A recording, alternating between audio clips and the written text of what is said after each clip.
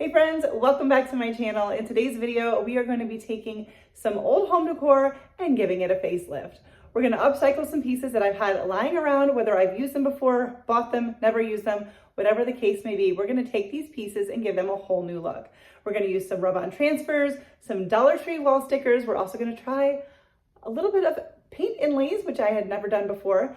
But I am thrilled with how these pieces came out. I hope that you enjoy watching them as much as I enjoyed creating them. Let's get started. So up first, I have this faux window pane or window. It doesn't have any glass in it, but this was just in my decor stash. But if you do not happen to have one of these or find one at a thrift store, here's one I made. This is a much larger scale. I made this quite a few years ago.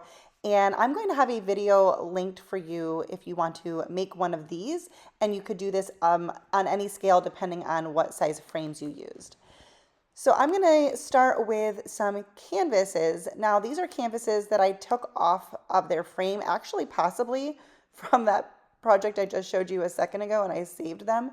But you could also use a drop cloth, which is what I would have liked to use, but I didn't have one big enough. But I'm going to use the back side of the canvas because I like the more beige color of it, and it looks a little bit more like a canvas drop cloth. So I'm going to take two of these and I'm going to kind of roughly cut it down to size, and then we are going to hot glue them in the middle. This part here is going to be behind the window frame. I'm going to call it a window frame, even though I know it's not a real window. So it's okay that you can, that where we are gluing this, sorry, getting tongue-tied, you won't be able to see it. Now I'm going to just kind of play with this under the frame to make sure it's looking like I want. And I'm going to do that various times throughout this. And then I'm going to pull out some rub-on transfers. I believe these are IOD transfers. These were shared with me by a friend. And I'm going to cut them out and piece them together into a design and pattern that I think is going to look good behind this window frame. Now you can get some transfers from the Dollar Tree, which I have used and loved, but they don't really have these bigger ones. Amazon definitely has a lot. Real quick, I made sure that this was where I wanted it to be under the window frame, and then I'm just using something to lay down and mark where I want to put this once I take the transfer backing off so that I could make sure it was in the right place because I needed it to line up good with the window frame. So there are lots of places that you can get some rub-on transfers. Also, I think decoupage paper could work really good for this project, but any background, canvas, drop cloth, fabric, you could really just do a piece of fabric, I suppose, too. But I hope that this idea gives you some ideas and inspiration, and that's kind of the purpose of the videos, right? For you to get inspiration and ideas, not necessarily do the exact same thing. This project, when I thought of it, I was like, I'm determined to use only items I already have and not go out and buy more transfers, not go out and buy a canvas drop cloth. I want to use items that I already have on hand. This window frame was a decor piece. I have two of them, and I had them up in my house before, and I don't really have a place for them. I'm just kind of bored with them. Anyways, I'm going to find a place for it now. I think I'm going to put this in my guest room, possibly. So anyways, I'm piecing these together to try to make them look like they belong together. This tail is going to go off the edge of the canvas, so I just put something underneath there so I didn't transfer onto my mat. And we're going to piece together this transfer until we have what we want.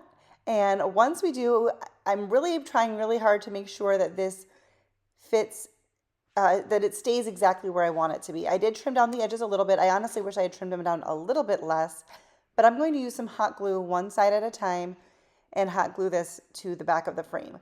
I thought of using a staple gun, but I didn't want to worry about the staples scratching my wall in the future, so I'm just using hot glue and getting that in place. And this project was so fun for me to do. I was thrilled with how this turned out. If you are enjoying this video and like this DIY, then please give this video a thumbs up. It helps me out so very much, and I greatly appreciate your support and the interaction. Oh, I did also put some glue across the middle to just help as I was feeding it down to make sure it all stayed in place. And let me know what you think about this one. This came out exactly as I was envisioning it, which is so exciting because that doesn't always happen with DIYs, but it really came out the way I wanted it to, and it was so fun to make. This piece is, or these pieces are from the Dollar Tree. I've had them more than just last fall, I'm pretty sure, probably a year and a half ago. But we're going to combine them to make a larger sign. And I just wanted to show you how I'm taking the paper off. You can also sand it, but some of these, I just feel like this works really well. I'm just dampening them with a spray bottle, laying some paper towels on them, letting it sit for a second, and then I begin scraping it. And this often comes off in a couple layers. It's like paper and then glue, and I'm just scraping it off, letting it sit with some water on again as needed. These are like MDF, but it's like a really pretty solid MDF. Like at first you almost feel like it's wood, especially on the edges, but I got it all cleaned up, and I'm going to use this Gorilla household glue to glue these two together. I didn't want to use hot glue because I didn't want there to be any, that sometimes causes like some gaps in between pieces. So I just used this Gorilla household glue, cleaned off the edges, and I did wrap it with some painter's tape for a little bit to make sure it stayed together. I don't have clamps the right size for this, otherwise that would be a really good idea, just to keep it tightly together while the glue sets. And then because I wanted this to just make sure it looked like it was originally one piece, once it dried, I got some lightweight spackling out to fill in the gaps in between. Now my lightweight spackling is really, really old from the Dollar Tree, and I'm just going to add a little bit of water and revitalize it, bring it back. It was so dried and like it wasn't gonna work, but I brought it back to life with a little bit of water, mix it up with a popsicle stick. Eventually I will need to buy some new, but we're gonna use up what we have and try not to buy things unless we need to. So I'm just going to spread that across the top and then let that dry. Once that is fully dry, I'm gonna go in with my little finger sander, and this is pretty messy, but I'm going to then smooth it out. But this way you can't see at all where these two pieces meet, but you could of course just use a scrap piece of wood as well. But once again, I'm using what I have on hand. I'm going to go in and paint this whole thing front, back, and sides with Waverly chalk paint in the color ink. I decided to use my pouncer brush because I did not want any brush strokes. I did wish I had a larger pouncer brush when I did this project. I have since bought one. This was like, you need to get one. But it worked. I covered that with black paint, and then we're covering it with some white paint. So the reason I'm doing this is because I wanted a little bit more of a distressed look, and I just felt like this was going to be the easiest way to get that and make sure that we were covering up the spackling well and everything. So I'm going in with a chippy brush, but I'm going to be doing a pretty solid coat. But as you'll see, it's not fully, you can see the black through it. And I did leave the back side still black. Then I let that dry, and I'm going to use this wall sticker from the Dollar Tree. This DIY is a pretty much all Dollar Tree, I guess, except for technically the paint. And we're going to use this wall sticker just as is. I'm going to take it off and place it where, where it's supposed to go. Make sure I line it up, keep it as straight as possible. And sometimes you can find some really, really nice wall stickers at Dollar Tree. So definitely keep your eye out for them.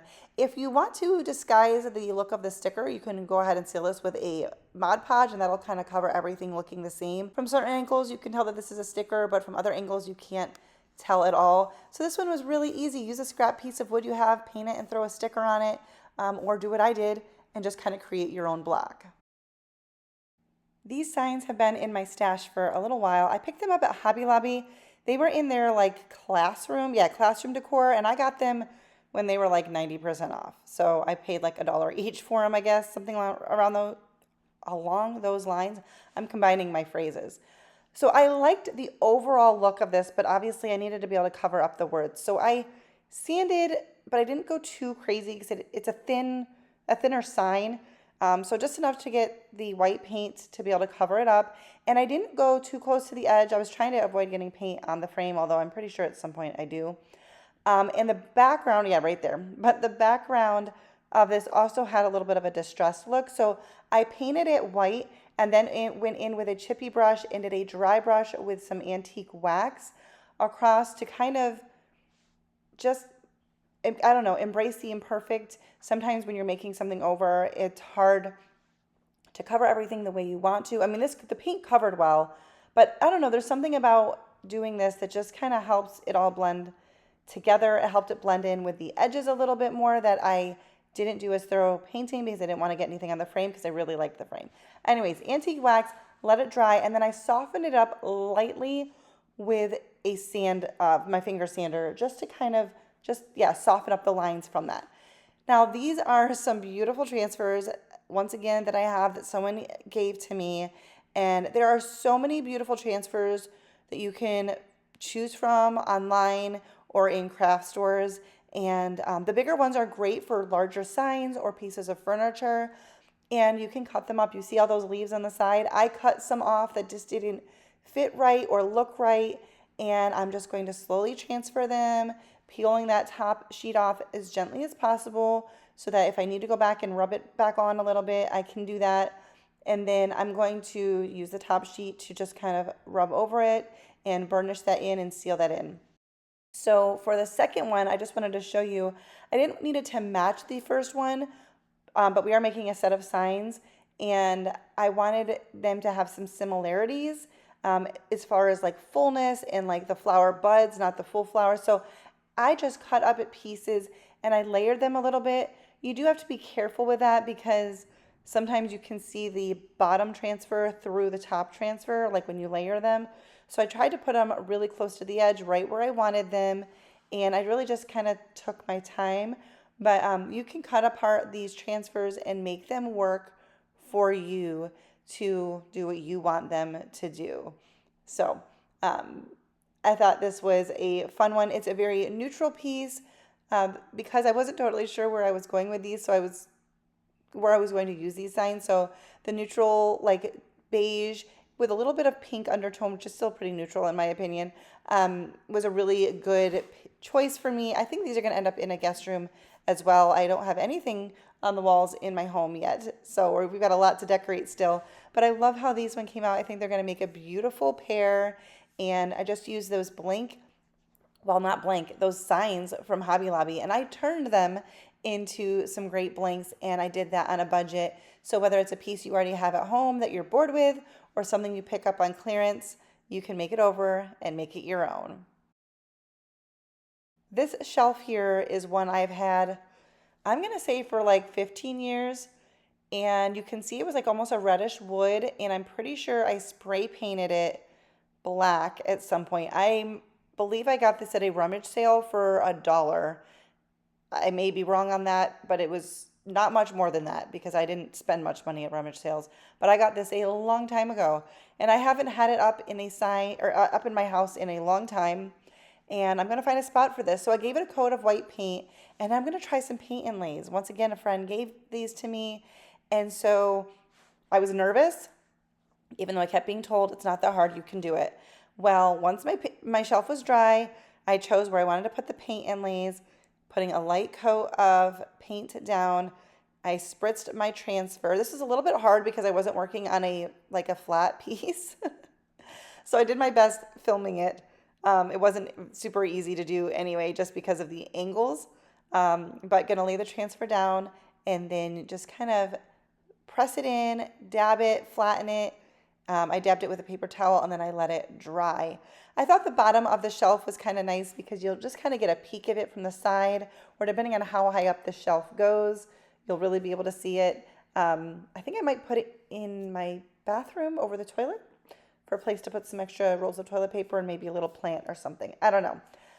Then once it was fully dry, I spritzed it with some more water, dampened or pressed that in with a paper towel, and then carefully lifted it up. And I was like, it actually works.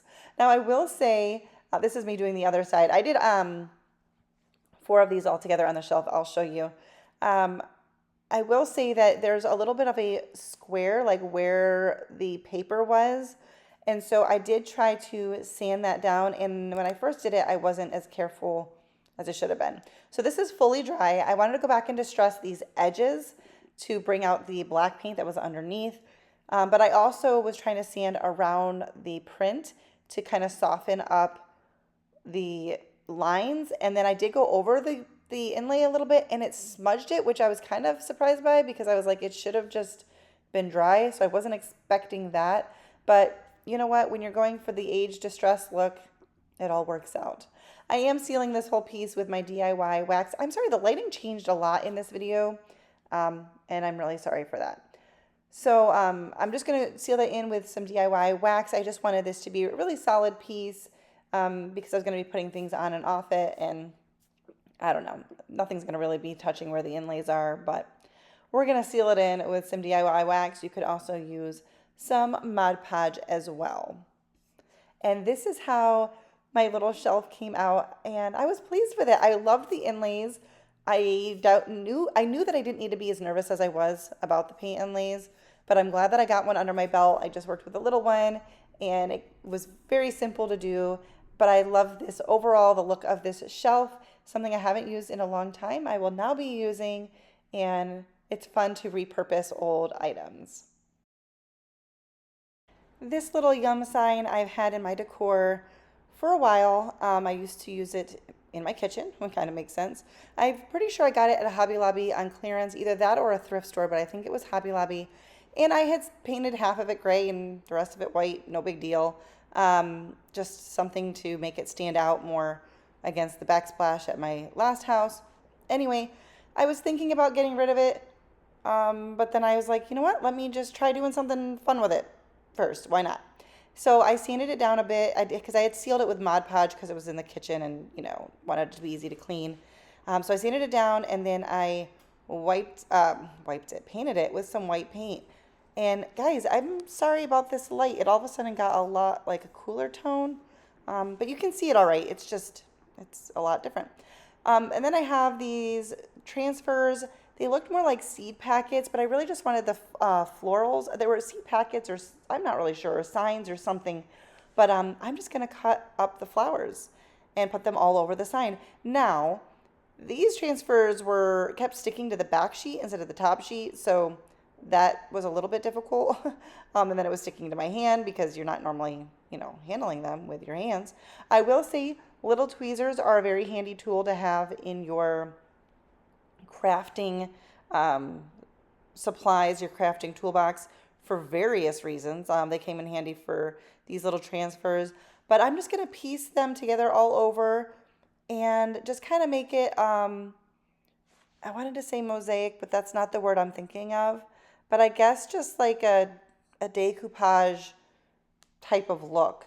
We're just going to cut them up and piece it in all over until we have the whole thing covered. So something really simple to do to just kind of give an item you already have and are bored with a new look, or maybe you find something at a thrift store, or maybe someone just gives you stuff because they know that you like to craft.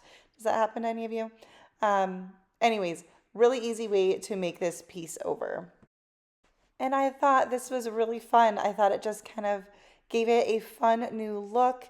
And let me know what you guys think about this one. Let me know down below what you think. Let me know if you like to do that with your old home decor. Do you just get bored with it and make it over? You know, I think that's one of the fun things about doing DIYs, right? We get to just kind of make old things new again when we get bored. That is it for today's video. If you like this video, once again, please give it a thumbs up. It's a simple way to help me out. Say hello down in the comments, even if you just leave me an emoji to let me know you're here. It encourages me and it helps my channel out. I hope that you subscribe if you're new, and I will see you in my next one. Bye, guys.